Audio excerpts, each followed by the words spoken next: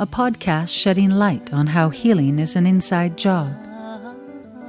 Keys to your inner power and total transformation. Discussing wholeness, wellness, and the effects of the mind on the physical and energetic parts of our being.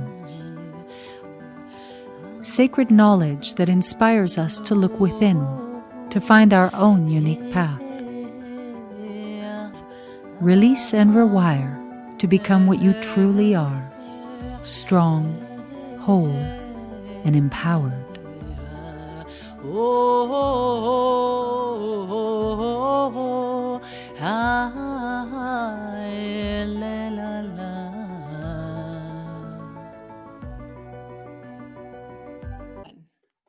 Welcome to the Empowered Mind, Empowered Health podcast for the Conscious Game Changers with Dr. Jayne.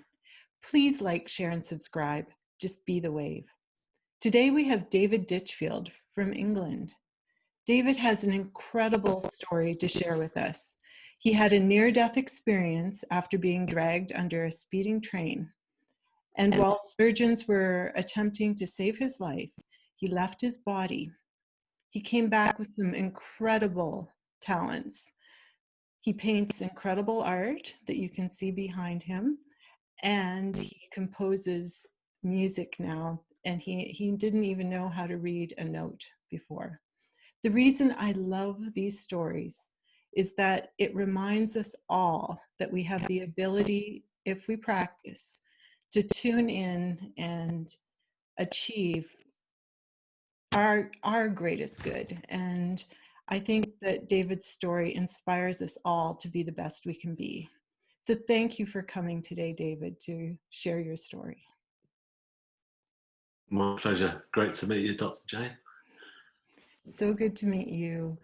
So where should we start? That day that was terrifying, but has led to beautiful things. Yeah, sure. Well, it all started on a February day, a very bright, sunny February day, and a cold one. And I was seeing a friend off at a rail station in Cambridge, UK. So I stepped onto the train with my friend to help her on with her bags, and then we had a hug and a kiss to say goodbye. And it was at that point, as we were saying goodbye, that we heard the emergency buzzers going for the automatic doors to close. So I stepped back, and as I did step back to get off, my coat got trapped in the automatic closing doors as they slammed to. Now this was quite a quality coat, and so it was quite thick, and I just couldn't pull it free. You know, there was no way it was going to come out. I really tugged at it. I looked around to see if I could find a guard. That was my first thought, you know, and I didn't realise, but there was no guard on the platform that particular day. And so I just, yelled at the top of my voice, really, for help, and nobody turned up. The engine started to rev up on the train, and as they did, I suddenly felt this sensation of fear going through me, thinking, this is not good. I'm not going to get free of this door. And I looked into the eyes of my friend Anna, who I was seeing off, and then when I saw her face, I realised that this was it. I could be facing death. And so the car pulled out the station, and it pulled out at great speed. I felt every gear shift on that train. I lost my footing eventually and was dragged along the platform at great speed. And then I got suddenly pulled between the edge of the platform and the speeding train itself and under the wheels. So it's a huge drop from the platform itself down, and it felt like a huge drop because time was really strange as that whole accident, the accident itself unfolded. It's like it had become like cinemascope, if you like. I was able to take in everything that was going on around me, and it's like it wasn't in slow motion, but it was like I got a lot more time to think things through. And I just remember thinking, relax your body, that's your only chance now. So I did. I just relaxed it, and as I did, I felt I heard this almighty rip, and I just fell down, and I just remember seeing the carriage doors somehow disappearing into the sky, and then I just went down into this dark pit of oil and terror, and I was just tossed around relentlessly, and I suddenly felt the sensation of it was me, just me, flesh and bones, against this huge mechanical beast, then I thought, I'm not going to let you take me. I don't know why, but I just decided to go into fight rather than flight. But I still remained relaxed and conscious throughout, and I just got thrown around relentlessly. And then I suddenly found myself thrown to the ground as the train continued on. And luckily, I was in between the tracks. So I just kept my face down into the gravel, hoping for the best, that nothing would hit me over the back of the head. The train moved on eventually, and I just lay there, obviously in complete horrific shock. I couldn't believe I'd survived, to be honest with you. And so it was amazing. And the first thing I saw was this beautiful blue sky. And I just felt in touch with that sky at that point, and in touch with nature, you know, because it was just such a beautiful moment to know that I'd survived, even though I was really shaken. So, yeah. And what kind of train was it, David? Was it an outdoor train or a subway? Yeah, You it were was an outdoor outside. train. Yeah, it was an overland outdoor train that was heading down to London. So yeah, so it was quite a high speed one. So you must have landed between the wheels of the train miraculously. Yeah, exactly, miraculously, because it's interesting because the rail police, the National Rail Police in the UK, did an investigation that took a year, and they did all the measurements. They even said how long it took. They said it took you 13.5 seconds from the moment the train pulled out and you went under. And I said, wow, that felt more like minutes. As I said, time stretched, you know. And so they also said, we've just banging our heads together. You should not have survived that. We've done all our maths and measurements, and you should be dead. You went under the wheel. You should not have survived. But I know now that something far greater than me and all of us, you know, saved me that day. Something really powerful. Yeah. Yes, like placed you just right. Yeah. It's amazing. I mean, I'm not alone. I know since my accident, I've heard or cases on the news of other people who've had miracle escapes from crazy accidents. You know, there was only last week there was a guy in the World Monaco, sort of not Monaco, a Grand Prix sort of car racing thing, and he was going, you know, like high speed and crashed, and the car was engulfed in flames. It was like a huge ball of fire, and got out with hardly any hands at all, you know. And they say it was a miracle that he survived that. And I thought, whoa, there you go. There's another incident of a guy who was like saved for a reason. But I'd love to see where his life goes next. I'd be interested to see, you know, if he's has any spiritual sort of attachment to it afterwards, you know. Yeah. Like I said, many, you know, I think we all have the ability to do what you have done, and it's probably changed so profoundly from before to after, which I would love to hear about. But, you know, we're learning from you, so we don't have to have these like really crazy experiences. Exactly. Yeah. I try to make that clear to everybody that the way my life turned around afterwards and changed for the better doesn't really have to come from a terrible accident and a near-death experience. Basically, it can come from actually within. Yeah, most certainly. Yeah. So what happened next? You were taken to the hospital and... Yeah, that's right. Yeah, the emergency guys were there really quick and started cutting through my clothes and stuff. And they somehow got me off this platform, which was like, you know, a deep drop. And then they got me in the ambulance, and we kind of, I remember we got in, and the doctor said, look, there is a hospital around the corner, but the one that's going to save you is about a 20-minute drive. Can you do it? I said, yeah, let's go. So the sirens were like screaming, and we just went down the highway like a rocket.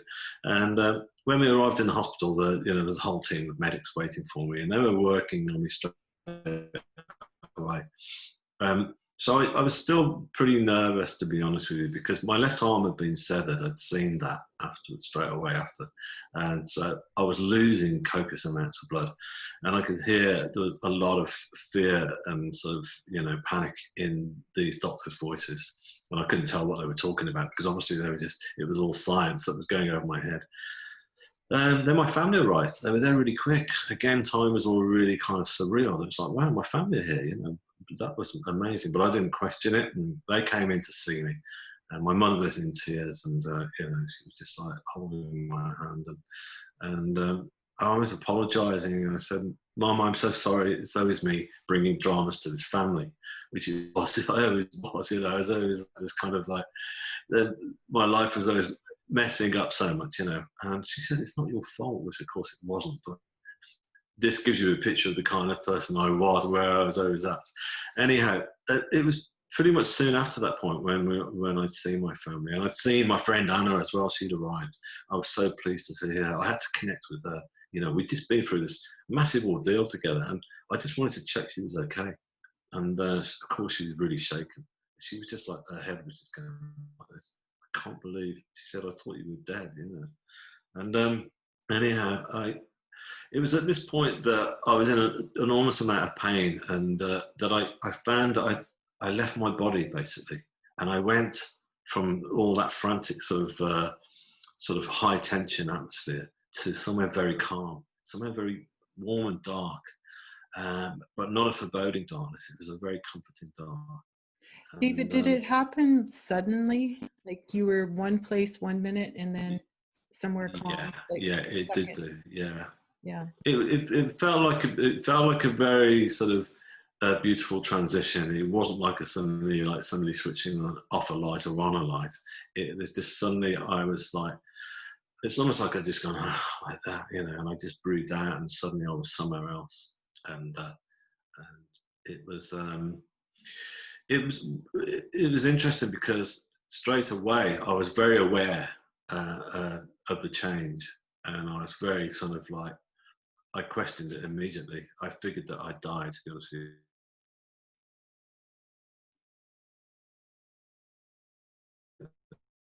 And I didn't sort of try to resist it. And I've heard since other reports that some people do try to resist when they go into a near-death experience, and they want to come back because they want to live.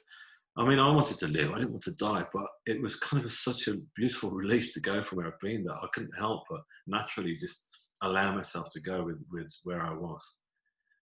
But I was instantly comforted as well, because I saw these beautiful pulsating colours around me. They were like little landing lights, if you like, and they were just slowly pulsating, all these greens and ambers and yellows, and I felt calm straight away by that. Were they all around you, David, or on like? Yeah, they were just kind of like on a parallel all around me, really. You know, as if they were just kind of there surrounding me. You know, as if you were kind of laid and somebody had lit candles all around you. You know, but they weren't candles. These were like they were like nothing that I could see now that I've never seen, that I'd ever seen in my life. So it's hard to describe it, because, as I say, they were just slowly pulsating, and they were just almost like a sort of like a, I don't know, almost like in a mist as well. So yeah. So I kind of thought, well, if I'm dead, where am I? You know, and I kind of like, I remember just kind of lifting my head, and I realised that I was laid on what appeared to be like a huge slate rock, like a huge medieval altar is the best way that I could describe it. And it felt very comfortable to lie on, which is strange really, because I also realised at that point that I was no longer clothed, you know, but my body felt very comfortable on this rock.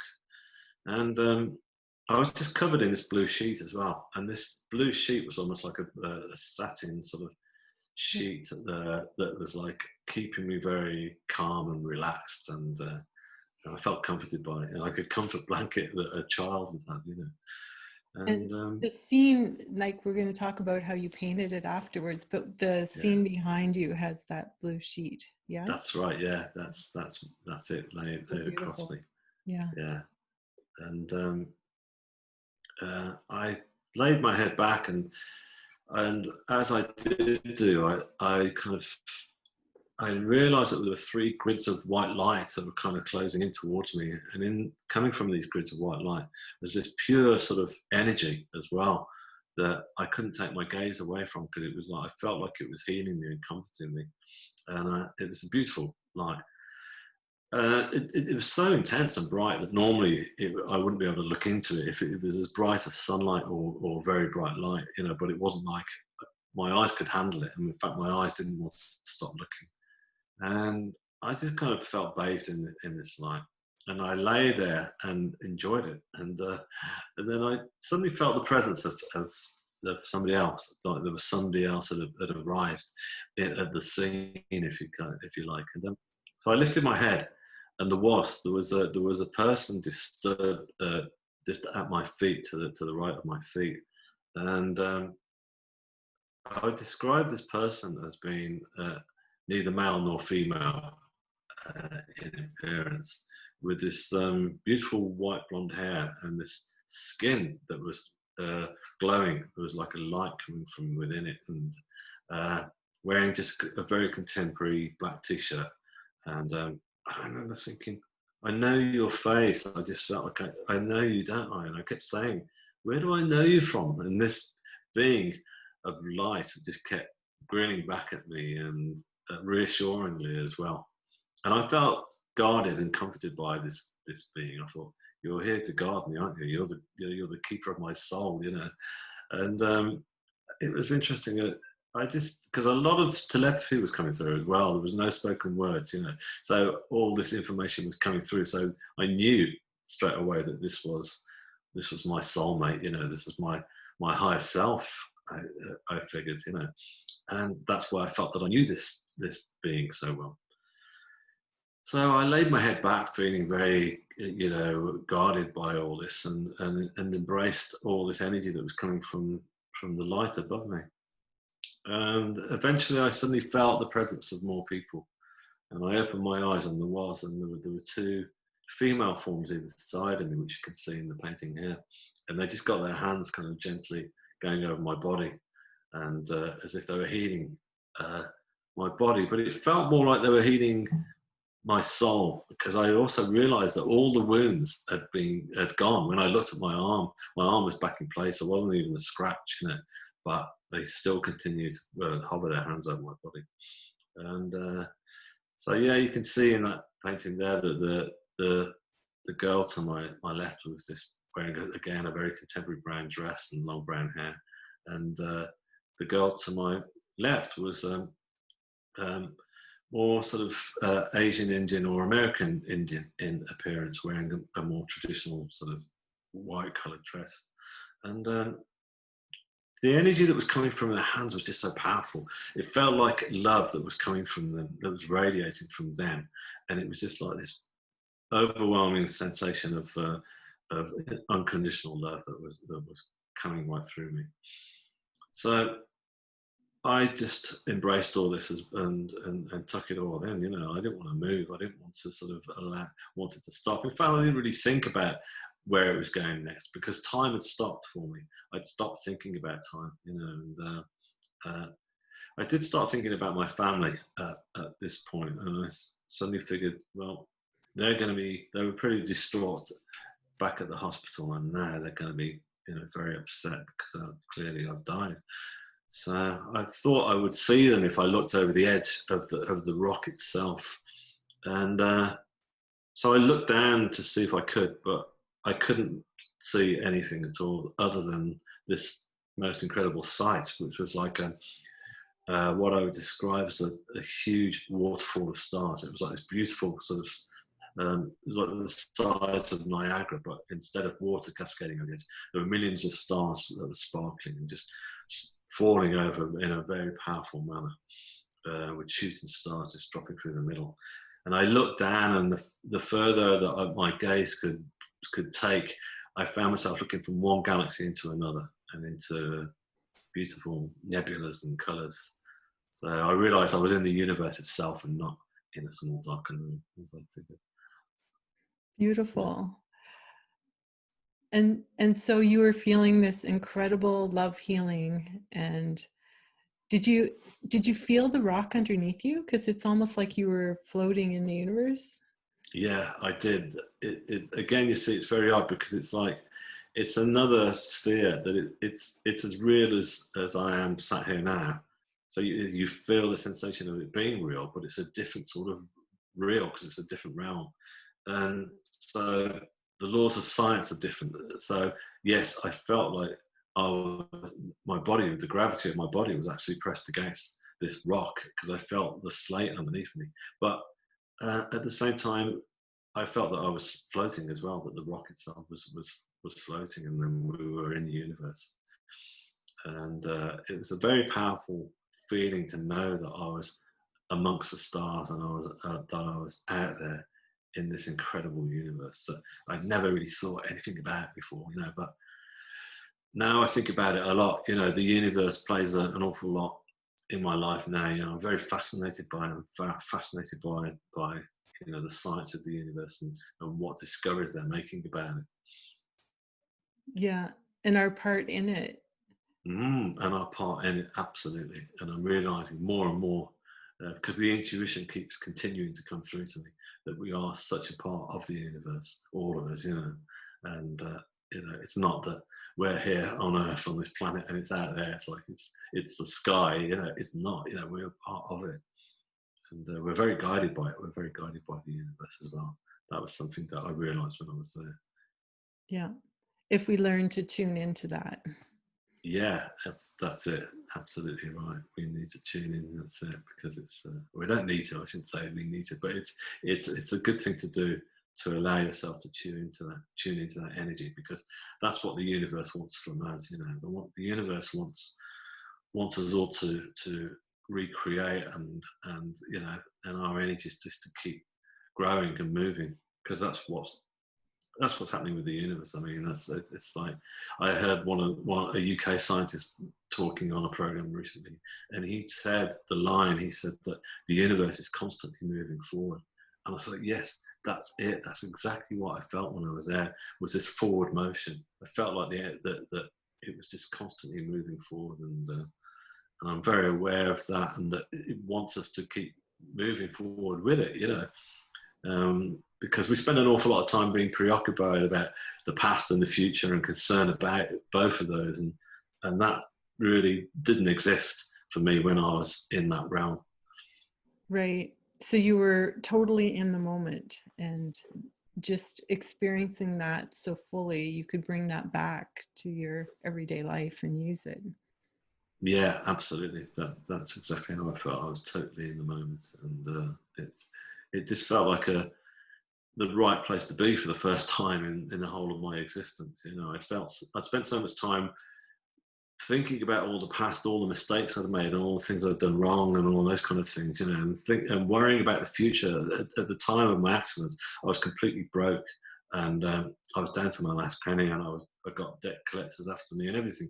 So I was concerned about my future, and so yeah, I realised that we're consumed by both of those things, and we shouldn't be. And it's so much easier just to focus on the moment. Of course, things go wrong in our lives, and we worry for our future. But if we do actually stop and say, hey, you know, let's just look at where we're at this moment in time, and it's not that bad. The actual present, it's better. And Yeah. And if you could share too, like your wisdom in this experience, that I think that if we learn to tune into our own heart and live in the moment, then we become creative and we become more of what we're meant to be. yeah, absolutely. I mean, that's what happened to me. You know, I had no idea just how creative I was, because I'd left school without qualifications. So all the time, all I was concerned with was trying to find work, you know, casual work, casual labouring work, and just to pay the bills and pay the rent and what have you. So I never thought creativity would come into my life, and now it has done. You know, it was like a natural progression for me following my experience, and it's something that I think that we can all tune into. I mean, a lot of us did tune into it, interestingly enough, when the pandemic happened at the beginning of this year, especially in the UK. There was all this stuff all over the internet and all over the news of people turning around saying, hey, I'm starting to paint now. I'm starting to like do create clay pots and baking bread for the first time in my life, you know, and it's all those things that people have got within them that they were allowing to come through, you know, because the world had stopped, you know. It was a bit like me. I suddenly felt when the whole thing happened, I felt the energy of the earth almost like come to a sort of like jolt like that. It's like, whoa, what's just happened, you know? It's just, and so yeah, we can all do that. We can all tune into that sort of. You have to jump off the hamster wheel a bit. Exactly, yeah. So David, I know that you experienced this, you know, some people describe a tunnel. Did you Yes, see that's that right, yeah. or feel that at all, or any experience? I did do, yeah. I did. I saw a tunnel of white light, and it's kind of in that painting there. You can just see it in the distance, and just behind all the guides and angels there. And that tunnel of white light was a very intense white light. It was very huge, and it was surrounded by all these dramatic flames that were just slowly rotating around. So it was very awe-inspiring. And you know, but again, I didn't feel any fear. There was no sense of, this, what is this? What's happening? Am I going to get sort of like pulled into this or anything? But I didn't. I just thought, wow, this is just absolutely incredible, because what had happened then was this energy of love that I was feeling from the other beings, from their hands and from the grids of light, had now been turned up like a huge dial. And this energy of love was coming from this source of white light, this tunnel of white light. And it felt like every single molecule of my body was like vibrating with this energy. It was just so intense, and it was a beautiful feeling. And again, the telepathy told me at that point that what I was now staring at was the source of all creation. This was God. You know, this was not what I'd assumed God would look like. Not because most faiths that we got, you know, God comes in some kind of human form. And but it wasn't. This was it. This was this tunnel of white light that was closing in with all these beautiful flames, and that was a very profound moment in the whole experience. That was like kind of the end turning point of the experience. Basically, it was pretty much at that point that I laid my head back, grinning with absolute joy that I suddenly found myself back into my body, back in the hospital, you know. And that happened really quick as well. That felt like I felt like I'd just been dropped from space, and it was just like, whoa, you know, because I guess if you think about it, going from all that beauty, going back into the hospital, it was just like all the noise and the sound and the light was just sort of on overkill. It was like, oh, I wanted to cover my ears and my eyes. But yeah. You know, since I've been really small, every time I drive through a tunnel, I get this sense of calm. And I always, when I was really small, I'd think, oh, it's like going home. So I don't know. Beautiful. And I would always be very happy. And then you'd come out the other side and be like, oh. So they must have intended for you to come back, and there was a healing that happened while you were there. And yeah, sorry, carry on. yeah, so yeah, they must have intended for you to come back, like, and to heal your soul in a way in order to share what you're doing now. Yeah, that's what I figured. I thought straight away, why have they sent me back? And what's my mission? I felt like I got a mission to sort of fulfill, if you like. And so I remember they wheeled me into theatre straight away. And I was under for about 8 hours while they operated on me. And I remember coming through that night, and I was in this room on my own in the hospital that they'd given me, which was great because I'd got loads of peace and quiet. But I got loads of time to sort of think through everything that had just happened to me. First of all, dealing with the horror of the accident. I was still in shock over that. But more dealing with the whole near-death experience. It was just because I knew nothing about near-death experiences at that point. You know, spirituality didn't come into my life. So I figured that I was the only person that this had happened to, you know.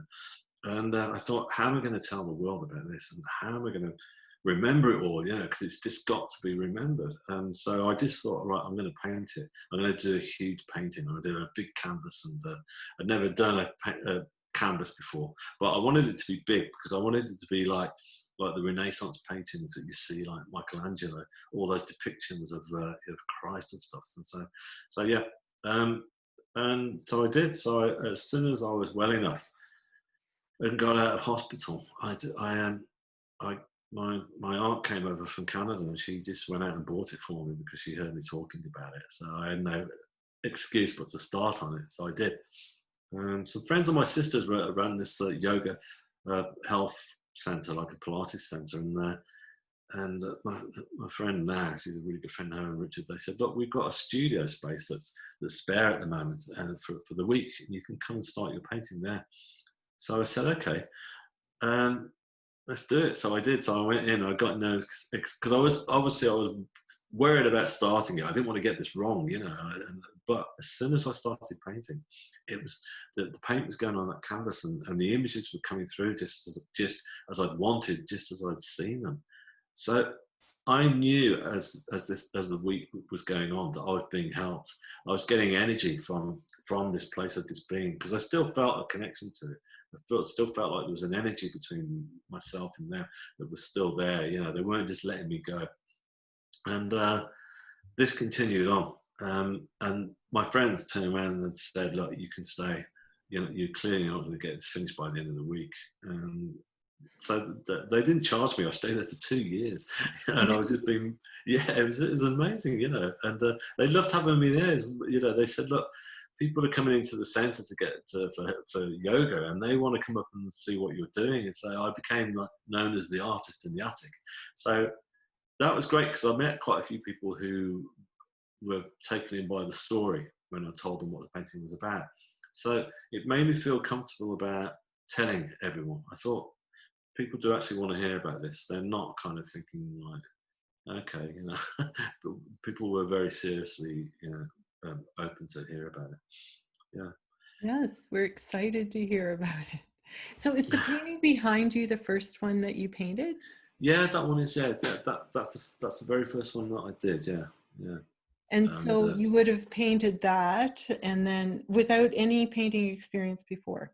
That's right, yeah. So I got no experience whatsoever, and it was just coming together as I went along, basically. And I just threw everything into it, and because I just thought that was just going to be the only one I did. But once I finished that, I felt compelled to do another and another, and I just kept continuing doing them, you know. And that one there, that's a painting of Christ, and that's the third one that I did, and that came through following a healing session. I'd found a spiritual church because I wanted to try and find some people to chat about what had happened, to get some kind of affirmation, if you like, not confirmation, you know, just to see what people might. And they got it when I went in there. They said, "Oh yeah, you have a near-death experience," you know. So they kind of knew exactly what had happened to me, and so they were brilliant. And while I was there, they said, "We do spiritual healing. If you look in a pretty bad way, and would you like to come along?" I said, "Yeah, I'd love to." So I started going for spiritual healing. And the spiritual healing is very much like Reiki healing, from what I gathered. And, you know, it's kind of like hands-on. But the spiritual healers actually, they do exactly what I'm doing with their painting. They're kind of channeling energy through from my guides and their own guides. And this energy comes through and heals me. I mean, in those early sessions that because I was being healed on a sort of like almost like similar to a massage sort of bed, you know. And I was told by the healers quite recently, they said, "Oh, do you remember how you used to levitate off the bed when we were healing you?" And I was going, "No." I said, I remember my arm being lifted, almost like it was being lifted by another force. Well, both arms, you know, and I didn't realize I was actually levitating. They were going, "Oh yeah," you know, but they loved it, you know. They said, "You're just soaking up the energy you are. You're just so open to it." But I'm not surprised, because I think where I've just been, I kind of learned that that's what you do. Just allow that energy to come in, you know. Right. And so with a change of vibration, you would become lighter. Do you I think guess that's so. what I happened? don't know what it is, you know. It's like I find that I don't like to question it too much, you know, because unlike a lot of scientists, need to have an answer, need to have an equation to say, right, that happened because there was a vibration, blah, blah, blah. And I don't know what it was. I just kind of like feel like it happened. It hasn't happened since, you know. It was very, I have to stress that it was very much at that stage, like I say, that I felt that their energy was still very strong, you know, from the other side that I'd just been to, and was still guarding me and protecting me, I think. I felt a lot of protection from them. Yeah. Can you describe that energy anymore? What the feeling is of it? Must have felt like love, or you know, is there any way of describing it? It's it is. It's an absolute feeling of unconditional love, and it's like it's like all the feelings of love that I'd experienced throughout my whole life, whether it be from my mother, you know, my father, my lover, or my pet cat, you know, all those different sensations, because they're all different levels of love, but they're all condensed into one. And when I say it's unconditional, there's no kind of like, I want something back from you, because it's that in a lot of love there is that thing where you do give something back to that person. They didn't want anything back from me at all. They were just quite happy just to give me that love, and and that was the message. And so it's very powerful. And so because of that, I was able just to let myself go and embrace it, and I didn't feel I got to give anything back. I mean, I do, in all fairness, I do give a lot back now. I give a lot of total thanks and appreciation to the healing that I get through from them, and not only that the energy that I get, that I channel through into my paintings, and now my music as well. You know, they also help me with that. So I'm constantly thanking them, you know, because it's an amazing thing to be getting from them. Yeah. Well, yeah, and gratitude continues that energy, doesn't it?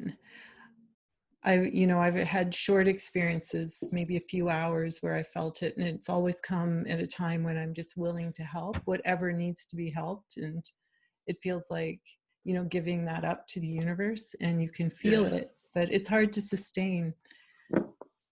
Yeah, it is hard to sustain, isn't it? Yeah, you're right. I mean, because it's one of the things that I had a bit of a hard sort of bump with, I guess, you know, which was when I came back from the accident and the near-death experience. I was just so filled with all this love that I felt that I could continue to walk through life filled with it, and to give it to others. I just wanted to give so much love, you know, and I realised that it wasn't that easy, that other people didn't quite get it, you know. There were times when people were kind of like thinking, you know, who is this guy, you know, kind of thing. And not only that, I just found, there was a legal thing, obviously, after such a big accident like that.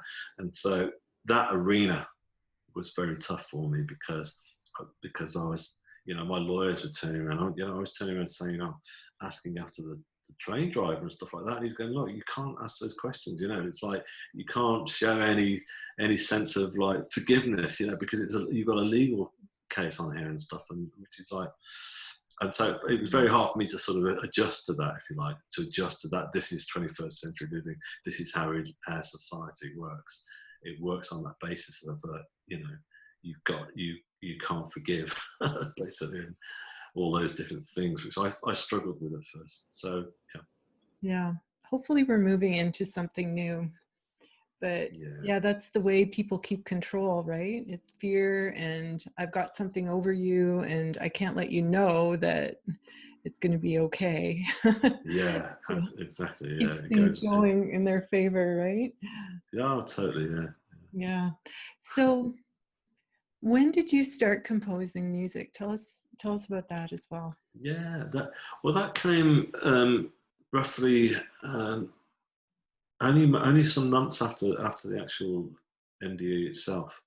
I'd been composing, doing all these paintings, and I was having some spiritual healing, and a few of the healers there are clairvoyant, and they give small messages at the end, you know, just saying things like, oh, I saw, you know, this energy of light that was coming through to you while you were being healed, and different things, you know.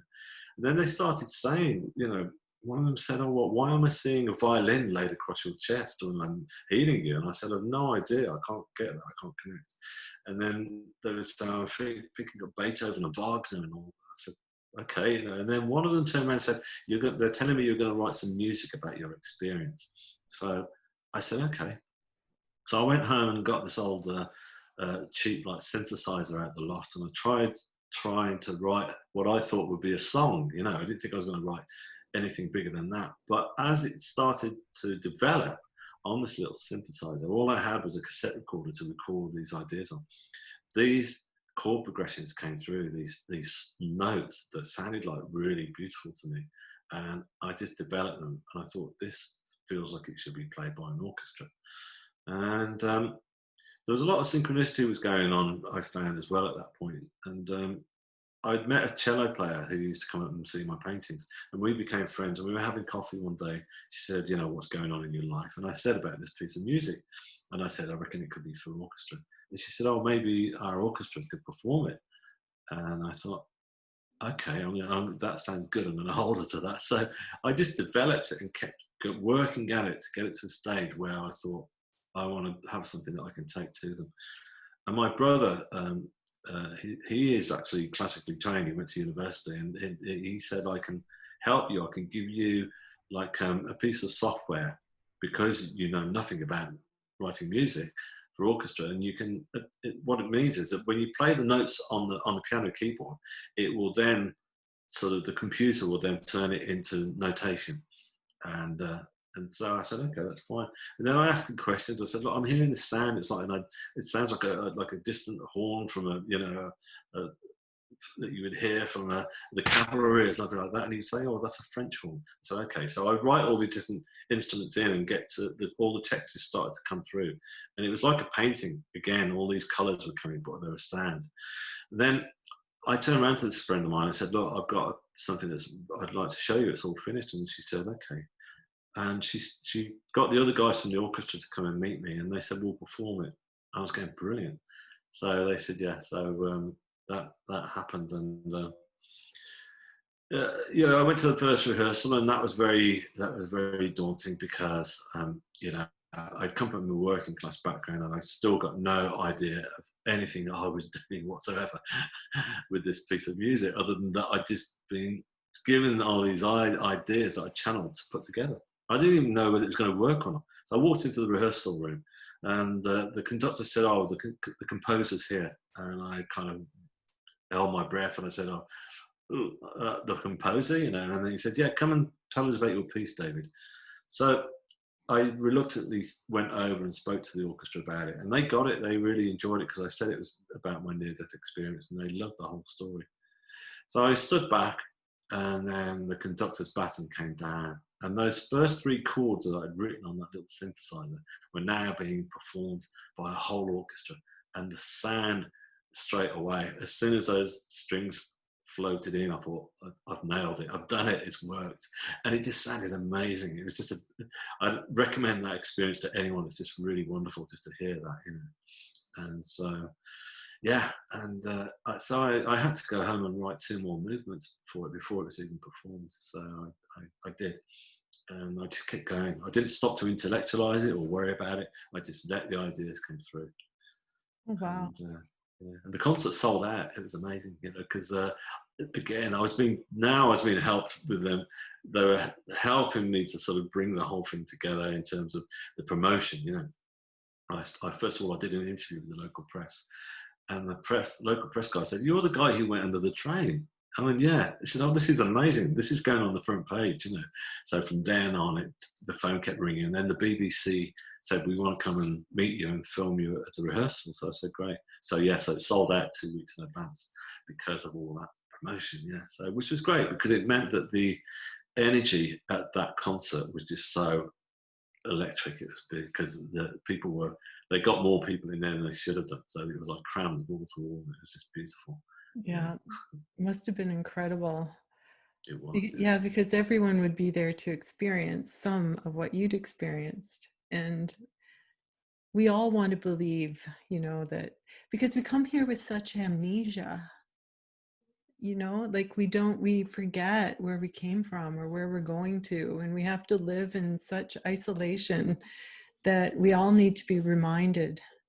So yeah, I agree with you. And a lot of people came up to me afterwards and talked, and I could tell that everyone in that room connected that night. I mean, there was a standing ovation, in fact, and everyone stood up, and I just knew that it had worked. I mean, I sat on the front row throughout the whole thing with my family, and you know, there was only a very small part of me that was nervous because it was my baby, and I wanted it to all come together. But I just sat back and enjoyed it, and I went through the whole journey. I mean, the music itself is there's 3 movements, and it's all the whole journey from start to finish of the whole experience. And I just felt myself going back there. I was visualizing the whole thing as I listened.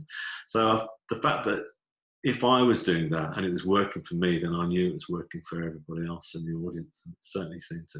So yeah, I think you're right in what you're saying there. But I think that everybody there at night just kind of seemed to switch off from their lives and just embrace it. You know, the feedback was just tremendous. You know.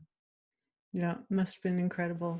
And I have heard your music. It's on your website. So Yeah. I would encourage anyone to go and listen. How long was it, David, in full? Oh right, yeah. I think it's about 12 minutes in all. Yeah. Yeah. So yeah, they're roughly. Yeah, I think I can't remember now. Yeah, it's terrible, isn't it? Yeah, it's Yeah. roughly that length. Yeah.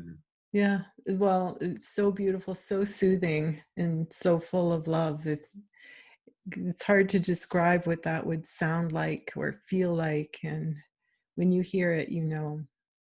Yeah. Oh, thanks. Thank you. Yeah. No, I decided to stream it for free on the website because I've written lots of other stuff since. You know, I got commissioned by other orchestras and groups to write things, but that will be coming out next year. I'm going to put some stuff together where people can actually download that. But that's for later. But just for now, I just figured that it felt right to put out this symphony because this was the first one. This was the whole thing about my experience, and I just want people to be able to listen to it. So yeah, you know, you can stream that on the website if you want to have a listen to it. Please do. Yeah. And you've painted 40 pieces of art? Yeah. I was really quite prolific and kept going, you know, and I've done lots of different things and stuff. So yeah. So, you know, a lot of it also was very therapeutic for me because I had to deal with, I had to deal with, I did one painting which was actually based on the accident itself, and that's called The Beauty Within. The reason it's called The Beauty Within is because I saw my body kind of ripped open and when I was laid on the track, and rather than just go into this moment of horror and freak out, I actually remember thinking, wow, that's me. Those are all the workings within my arm. I can see every nerve and tendon and muscle, and that's me inside. That's incredible. So I wanted to paint that, but I also wanted to paint the transition of the horror of the accident. You know, I've got the emergency guys down on the track who were first there, and then taking it again. I was led. I didn't know. I wanted to take it from that. I wanted to take it from that bit into what happened later. Not the actual near-death experience, but just the kind of that beautiful blue sky, and then all the healing that came afterwards. And I was led. I don't know why, but it just suddenly went from all that darkness into like this tidal wave, which again appeared without me meaning to paint a tidal wave, but that happened. And so that was great to take that transition of darkness into light, if you like. Yeah. Yeah. So you were inspired as you paint. Can you describe what that feels like? Some people call it channeling. That's right. Yeah, I call it channeling as well. Yeah. Yeah. It's something that I don't really try to think about too much because it's such a natural energy that comes through me that I try not to think, well, why is that happening? And I don't want to. Basically, what I'm trying to say is, I don't ask for it. I never say, "Oh, can you help me now? Can you? How am I going to do this?" If I get stuck on something, I say, "Oh, come on, I need your help." You know, I just know that when they're helping me and those ideas are coming through, it's when I'm actually in the moment again. Just as we talked about earlier, that I'm not worrying about it. Then I'm just kind of like. It's almost like a meditative state, if you like, and so that's when it comes through, and when it's coming through, it's a sensation of everything is just coming together, and I'm realizing the obvious mistake that was in front of me that I couldn't even see, and all of a sudden I can see it now, and then I can just clear the boards and just get straight at it, and then it starts to grow. Yeah. And yeah, and so it just happens very organically, and you almost can't think when you're doing it. That's right. Yeah. I mean, the way I give a good example, and that is if you watch, for example, a musician, a virtuoso violinist, or even a rock guitarist. If you watch Jimi Hendrix when he's playing guitar, you know, he's channeling. He's not doing it by the book. You know, he's not doing it. He's not going through the motion like, okay, I'm going to go on stage and perform. He's like, you know, people say it's coming from his soul, which it is, but when I watch people like that, real virtuosos, when they're performing, it's just like they've gone into this, like their whole bodies have just gone into a relaxed state, and then the energy is just coming through them, and they're channeling. And so I guess that's one way of looking at it, is to look at people like that, watch those performers, and watch the way that they're working and how that music comes through through their hands, and it's remarkable. Yeah. And I think that's why we're so amazed by it and so captured. It's because You're we right. Yeah. can sense it, you know, that it's Yeah. yeah. We're going on the journey with them, aren't we? Basically, you know, when we're watching those people perform, you know, we're thinking, oh, this is amazing. And so you just can't take your eyes off it, and because you go, oh, this is, and you enjoy the music more as well. The music's more enjoyable. If any musician, if a classical musician is playing without the sheet music in front of them, it's like you can tell that they've lifted that dimension of that frequency, if you like, to a different level. Yeah. It cuts right through to our souls. Yeah. So, David, a bit more about your experience of painting. It's Jesus that came to you when you were doing the healing with the group that you met. What was your experience there? Yeah. Well, again, that was really profound. I hadn't really thought about Christ at all throughout my whole life, and I hadn't really thought too much about Christianity after my near-death experience either, other than that I knew that I'd seen God and that God existed. I was in a healing session, having some spiritual healing, and while I was being healed at this particular session, and I was laid out, I suddenly saw an image of Christ very vividly, just floating above me and wearing like this beautiful white robe and looking very sort of healthy and full of light. And I just thought, wow, that's Christ, you know. And I came, as that healing session finished, you know, like all healing sessions, we just sit there and we just have some water, and we don't really talk for a while. And then we start chatting. And then one of the healers turned around to me and said, David, while I was healing with you, then I saw Christ. And I saw him, he was stood next to you. And she said, in fact, he was stood right behind me and giving all the energy right through to you. And I went, no. I said, you're not going to believe this, but I saw him as well. So, of course, I literally had to go home and just get a canvas and get started on that one straight away. So I really enjoyed doing that one. It was just it was a very special painting, and that one came. I suddenly felt that my technique was just really opening up and developing when I was doing that one as well, you know. And so that's how that one came about. And Well, yeah, your technique in the detail is incredible, and like even his halo has like jewels.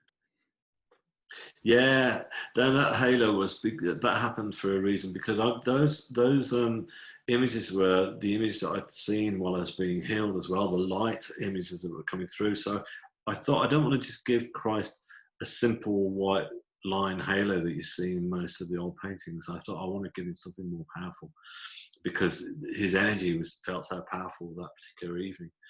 And so I included the images that I'd seen throughout those healing sessions in that halo.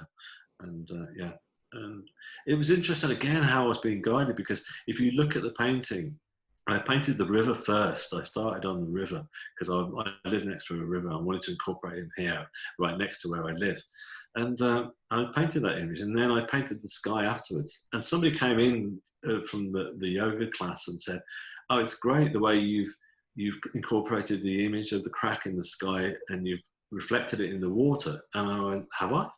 And I didn't even realize that I had. And the symmetry is all there, which is crazy because, as I say, I painted the river first. So that's a very fine example of how I was being guided for that to come together. Yeah. And any insight into the energy of Jesus? And have you pondered that? Like what, what he has to say to us, or? Yeah, well, basically, his wisdom is just so amazing. I mean, I hear a lot of quotes now from Jesus by various philosophers and the spiritual speakers that I watch on YouTube, online, like Eckhart Tolle, and he quotes Christ a fair amount, and because he comes out with such incredible wisdom, and and I just think, wow, that's incredible. This is like 2,000 years ago. This stuff was coming through, and he must have been an amazing person to have been around, at that particular point. And it just seems so more real and profound that he existed. And not only that, my energy is very tuned into this time of year around Christmas, and also Easter equally as well. I find that both in a good way, in a very beautiful way. I feel very attached to Christ and the whole thing. I know a lot of us do. I mean, if we're Christians or whatever, if that's our faith, then yeah, we're all tuned in around this time of year. Yeah. Yeah, he was a great teacher, basically. So yeah, it's all relevant to now. It's like Shakespeare. It's like Shakespeare. A lot of his plays, and they've been remade now, aren't they? Like Romeo and Juliet was made, in the 20th century sort of setting. And so yeah, a bit like Christ, he's just like, he's timeless. Yeah. I always, it's just my thoughts from when I was small. I always thought Jesus came to teach us that we do have these connections with the divine, and to be in touch with God and God energy, and I guess you could call it, he was Christ energy, but he was very connected to something greater. Yeah, I agree with you. That's very true. Yeah, and it's and I think he was, a lot of his teachings, what I hear now, are basically teaching what you've just been saying yourself, which is to to be in the moment and stuff, and not to try and we're all, as our societies keep rolling forward, we become more and more intent with sort of like high achievements and stuff like that, and high goals and making money and stuff like that, which is fine. There's nothing wrong with that. There's nothing wrong with ambition. It's great. But, I know from my own personal experience before my accident, for example, I was constantly surrounded by people who were successful, because I lived in London. And so, like all capital cities, there's a lot of people working in the media. And I just really thought, I want to be part of that, but that was never going to happen for me, because I was trying to be somebody else. I was trying to be those people, and I wasn't even stopping to say, well, how about being me? How about just stopping to look at my attributes and stuff, what I can give to the world. And so I guess a lot of Jesus' teachings are pretty much about that, So that's why I think that they're so relevant to now. Yeah, and just to love yourself, and so that you can be the best you can be. Yeah, absolutely. Yeah, that's the main thing that I learned. Yeah. And then when you do connect to your heart, you're able to connect with something greater. Yeah, it's incredible, and that's what I found. I found that once I connected with my heart, and I was being true and authentic to myself, that without me trying to push doors open, the new doors were opening for me. It's almost like they were just slowly opening and saying, here's where you're going now, here's where we're taking you, and this is where you're meant to be, because this is you, this is your true authentic self. And it's great, you know. I just think it's because, you know, it's like being in a marriage with the right person, with your soulmate, where you suddenly enjoy each other's company, and suddenly life becomes a lot richer, you know. Whereas as opposed to, say, for example, being in a toxic relationship that you feel that you should be in, but it's never going to work for you because it's the wrong place. It's not true to your heart, your authentic soul. Right. And in those toxic relationships, we're trying to be what the other person wants us to be. And so it constantly goes wrong. Yeah, exactly, it does. Yeah. And they're probably in a place as well where they're not happy anyway, and they're trying to fix themselves by trying to get you to sort of, you know, go along with that mold that they've got, this ideal, you know, and stuff. But yeah, so yeah. Yeah. So thank you so much, David. Pleasure. First, I want to ask you what last little nugget of wisdom you would give people on how to connect to their own heart and just attempt to be a little closer to what you're doing. And then share with people how to get in touch with you and how to listen to your music, see your art. Yeah, sure. Well, what I would say is to, you know, if you don't meditate, it's good to try and meditate. I think that's a really good starting point, because if you can meditate, it's which we all can. It's a beautiful way of just stopping and letting go of all the pressures of the world that are all there, and all the kind of things that we feel that we need to be doing and achieving, as I said earlier. And once you do that, try and visualize the child within you. Try and visualize that innocent child that you once were, and look back and try and embrace that young child, and love that child, and say, it's okay, you know, it doesn't matter if you're not achieving, you know, it doesn't matter about what everyone else expects of you. And then embrace that child. And once you do that, you'll start to get close to your authentic true self. And once you do that, just relax and don't expect things to happen. Expectations are not good, you know. It's good just to like allow things to come to you, and you'll find your voice. You'll find your inner voice. You don't necessarily have to be an artist or a musician. You might find something else that you didn't think you could do.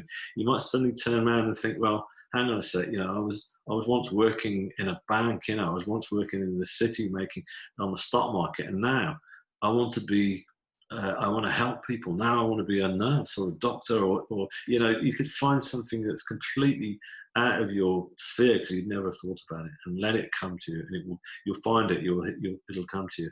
And once you do that, then you'll allow the universe to in, and the universe will then want you to move forward and grow and develop, and it really will come. It'll come to all of us. That's what I feel. Yeah. No, really well said. Perfect. Thank you so much. And how do people reach out to you or find your art? Yeah, please. Yeah, as I say, please go to you can start. I mean, I've got social media platforms. I've got a YouTube channel, which you can find me on, David Ditchfield, NDE, which there's various. I started doing video diaries now, talking about how I paint these paintings behind me, and how I compose music and what have you, my thoughts. But if you start off by going to the website, basically, so it's shineonthestory.com. So if you go to the website, that's like the main hub, and then you can stream the music, as I said, for free. You can see the paintings, you can click on them and then scroll through them. And then if you want to follow my social media sites, then you'll see obviously the little icons in there for Instagram, where I put my paintings up on there and what have you. And please do come and follow me, and you know, and the book as well, the book Shine On. That's, if people want to read the book, you know, that's my story. So that came out in June, and that's available through Amazon. So, you know, so there you go. So I think that's pretty much it. I love the name of the book, Shine On. Thank you. We say that to each other, you know, be your shining self, shine on. I love it. Yeah, thank you very much. Yeah. And I'll include those links in the description. Thank you so much, David. That was a beautiful, inspiring interview. And sorry, I'm interrupting you.